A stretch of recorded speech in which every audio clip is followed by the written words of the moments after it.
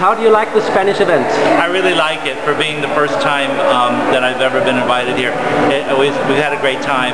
There are lots of people. I sometimes wish I had a few more minutes to teach a dance, but everybody has been so friendly and nice here. I've really enjoyed myself.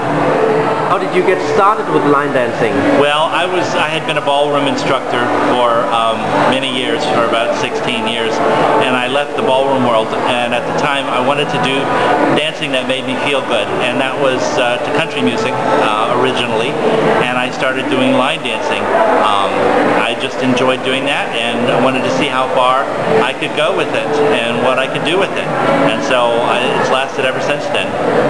Do you view line dancing today compared to 15 years ago? Well, I think 15 years ago we were still experimenting with what types of technique that we could put into the line dancing. We had started putting more and more ballroom technique in there to see how far we could go with it. I noticed today a lot more of the dances are done to more of a variety of music, from Latin to pop to country, which has made a big comeback recently. Which are your favorite dances that you have choreographed? Well, I have to say Swamp Thing was probably my first favorite that I did.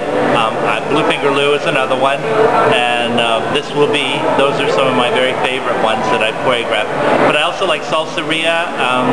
I like it when I'm able to put the steps together where they feel good when I dance them, but those have been some of my favorites.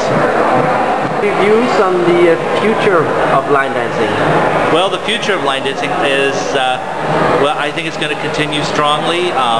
Like I said, country's making a big comeback, but who knows what it could be next.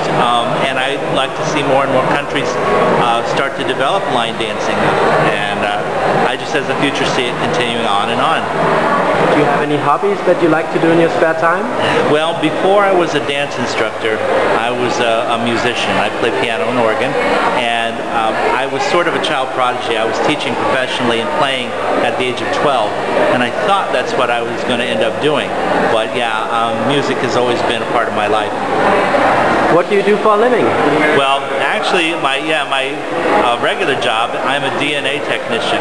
So I take people's DNA tests all day long, and it helps the doctors determine what medications they should take. So just like you see on CSI, and Law and Order, I do the DNA testing.